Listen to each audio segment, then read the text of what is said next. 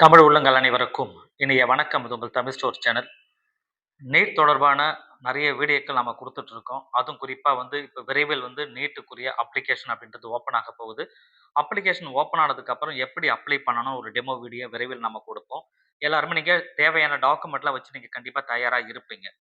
So நாம் இது இல்லாமல் இடையில சில டிப்ஸ் அண்ட் ட்ரிக்ஸ் சம்மந்தமாக நிறைய வீடியோக்கள் நம்ம போட்டு வரோம். அந்த வகையில் இப்போ நாம் படிக்கும்போது செய்யும் தவறுகள், கற்றல் தவறுகள் அப்படின்னு சொல்லுவாங்க. தமிழ்ல கற்றல் தவறுகள் அப்படின்னா, படிக்கும்பொழுது எந்த விஷயத்த செய்யணும், எத செய்யக்கூடாது அப்படின்ற விஷயங்கள் இருக்கு.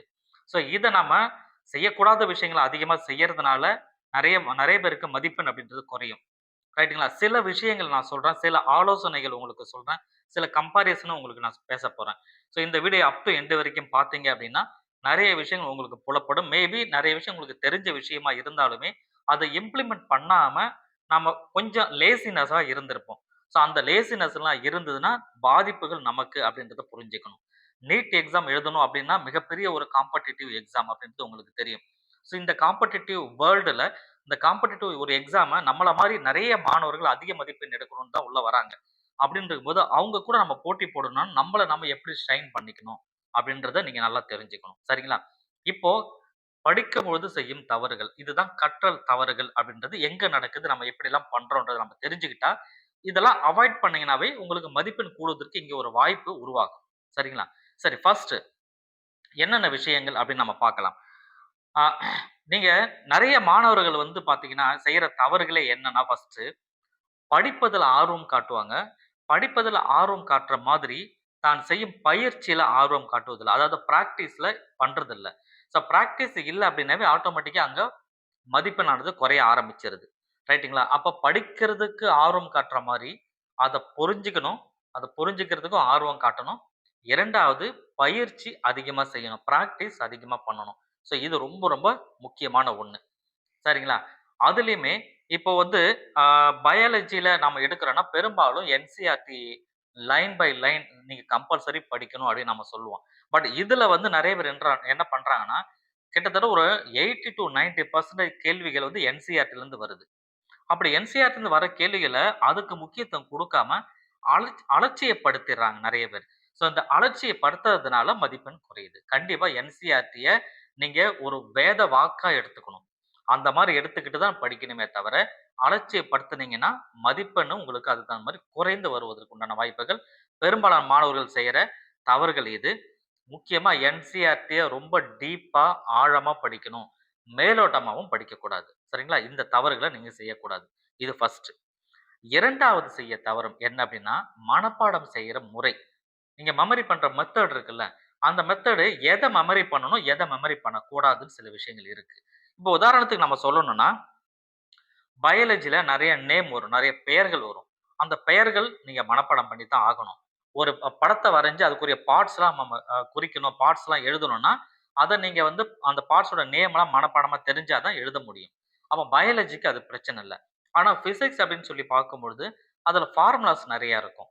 அந்த ஃபார்முலாஸ போய் நீங்க மனப்பாடம் பண்ணீங்கன்னா, சரி வராது. அத புரிஞ்சுக்கணும். அந்த ஃபார்முலாவ எங்க பயன்படுத்தணும்? எந்த இடத்துல பயன்படுத்தணும்? எந்த கேள்விக்கு எந்த மாரியான வகையில யூஸ் பண்ணணும்? இந்த இடத்துல எத யூஸ் பண்ணா கரெக்ட்டா இருக்குன்ற விஷயங்கள நீங்க தெரிஞ்சுக்கணும். இத தெரிஞ்சுக்கிற தவறுற மாணவர்கள் மதிப்பெண் குறையறாங்க. சரிங்களா? அதே போல இதுதான் மனப்பாடம் செய்யற அந்த மெத்தட் அப்படின்ற விஷயங்கள். எத மனப்பாடம் செய்யணும்? எத மனப்பாடம் செய்யக்கூடாது அப்படின்றது. அடுத்தது 3வது ரொம்ப ரொம்ப முக்கியமானது என்ன அப்படின்னா, ஆ நெகட்டிவ் மார்க்கிங். இந்த நெகட்டிவ் மார்க்கிங்க பத்திய ஒரு பயமே இல்லாத நெறைய மாணவர்கள் இருப்பாங்க.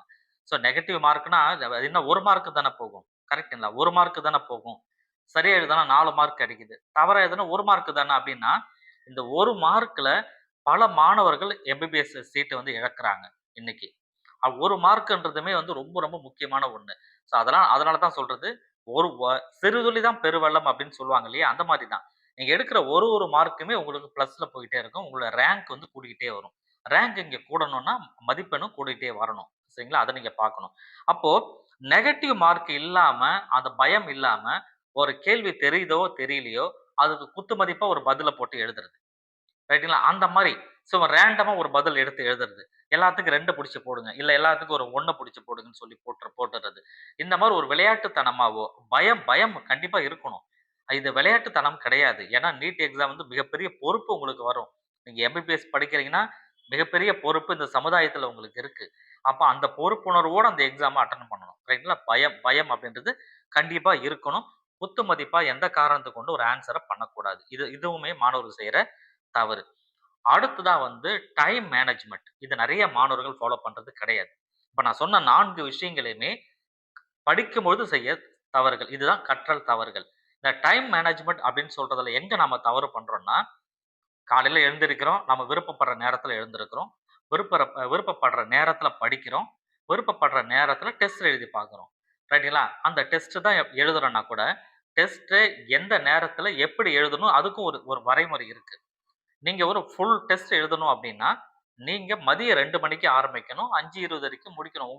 2 மணிக்கு தான் ஆரம்பிக்கணும். காரணம் என்ன? நீட் எக்ஸாம் நடக்கிற டைம் அதுதான். அந்த டைம்ல தான் நீங்க பிராக்டிஸ் பண்ணணும். ஆன் டைம்க்கு நீட் எக்ஸாம்க்கு எவ்வளோ டைமோ, அதே டைம்ல இங்கேயும் நீங்க வீட்லயும் சரி எக்ஸாம எழுதி முடிக்கணும். ரைட்டுங்களா? அந்த பிராக்டிஸ் வரணும். இது வீடு தானே யாரும் கேட்கறதுக்கு ஆள் இல்ல. நாம நம்ம இஷ்டத்துக்கு உட்கார்ந்து 4 மணி நேரம் வரைக்கும் எழுதலாம் அப்டின்னா, அது வேஸ்ட். அப்ப இந்த இடத்துல டைம் மேனேஜ்மென்ட்ட இங்கேயே நீங்க கீப் அப் பண்ணி பிராக்டிஸ் பண்ணீங்கன்னா தான், எக்ஸாம்ல போய் அது ஈஸியா வரும். சரிங்களா? அப்ப எந்த கேள்விகளுக்கு யோசிச்சு பார்த்து பதில் அளிக்கணும், எந்த கேள்விகளுக்கு யோசிக்காம பதில் அளிக்கணும்ன்ற விஷயங்கள் கொஸ்டின் பேப்பர நீங்க பிராக்டிஸ் பண்ண தான் வரும். அப்ப இப்ப சொன்ன இந்த 4 தவறுகள யார் ஒருவர் வந்து செய்யாம இருக்கிறீங்களோ, அவங்கலாம் நிச்சயமா மதிப்பெண் கூடுதலா வருவதற்கான வாய்ப்புகள் கிடைக்கும். சரிங்களா? சரி. இப்போ இன்னொரு விஷயம் இருக்கு. ஆ சில கம்பேரிசன் நான் சொல்றேன் உங்களுக்கு. இப்ப கெமிஸ்ட்ரி அப்படின்னு நம்ம எடுத்துப்போம். சாரி பிசிக்ஸ் அப்படின்னு நம்ம எடுத்துக்கலாம். பிசிக்ஸ பொறுத்தவரைக்கும் என்ன செய்யணும்? ப்ராப்ளம்ஸ் இருக்கு அப்படின்னா, இதெல்லாம் நீங்க பிராக்டிஸ் பண்ணி பார்க்கணும். ரைட்டுங்களா? செய்யக்கூடாதது என்ன? தியரி மட்டும் படிச்சுட்டு போறது. தியரி மட்டுமே படிச்சா பிசிக்ஸ்ல பார்த்துக்கலாம்னு சொல்லி நினைக்கிறது செய்யக்கூடாதது. அப்ப தியரி மட்டுமே மனப்பாடம் பண்ணிட்டு, இங்க வந்து பிராக்டிஸ் பண்ண வேண்டிய அந்த ஃபார்முலாஸ், ப்ராப்ளம்ஸ்லாம் விட்டுட்டு போனீங்கன்னா, அங்க மதிப்பெண் ஆட்டோமேட்டிக்கா குறைஞ்சிரும். அடுத்தது கெமிஸ்ட்ரி. கெமிஸ்ட்ரியில வந்து பார்த்தீங்கன்னா, இந்த ஆ ஆர்கானிக் இந்த ஆர்கானிக் கெமிஸ்ட்ரி இந்த மாரி விஷயங்கள்லாம் வந்து பார்த்தீங்கன்னா, எழுதி பார்க்கணும். ஈக்குவேஷன் எழுதி பார்க்கணும். ஈக்குவேஷன் ஒர்க் அவுட் பண்ணி பார்க்கணும். அத விட்டுட்டு, அந்த ஈக்குவேஷன்ஸ் எல்லாமே சும்மா மேலோட்டமா அப்படியே பெரட்டி, பெரட்டி இது இப்படி வரும், இது இப்படி வரும் அப்படின்னு சொல்லி பார்த்துக்கிட்டு போகக்கூடாது. You should practice. பிராக்டிஸ் பண்ணிட்டு போகணும்.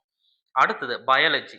பயாலஜில பொறுத்தவரைக்கும் படங்களோட பார்ட்ஸ் சில பிக்சர்ஸ் இருக்கு. அதனுடைய பார்ட்ஸ்லாம் இருக்கும். இந்த பார்ட்ஸ்லாம் வந்து தெளிவுபடுத்தணும். தெளிவா இருக்கணும். எந்த பார்ட்ஸ் எதுக்கு? எந்த இடத்துல எந்த பார்ட்ஸ குறிக்கும் இந்த தெளிவு கண்டிப்பா இருக்கணும்.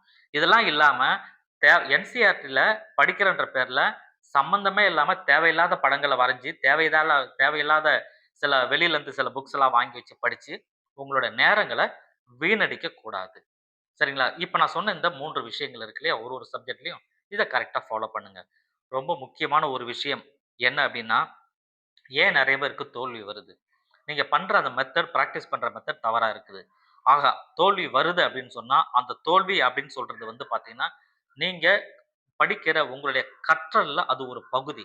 உங்க ஸ்டடீஸ்ல அது ஒரு பார்ட் அப்டின்னு புரிஞ்சுக்கோங்க. அது வாழ்வோட முடிவு கிடையாது. தோல்வி அப்படின்றது நீங்க படிக்கிற உங்க படிப்புடைய ஒரு பார்ட்டே தவிர, இது வாழ்க்கையோட முடிவு கிடையாது அப்படின்றத மட்டும் புரிஞ்சுகிட்டு, வெற்றி வேணும் அப்படின்னு நினைச்சுட்டு கடுமையா உழைச்சீங்க அப்படின்னா, நிச்சயமா வெற்றி என்பது வெகு தூரம் இல்லை, தொட்டுவிடும் தூரம் தான். தேங்க் யூ ஃபார் வாட்சிங்.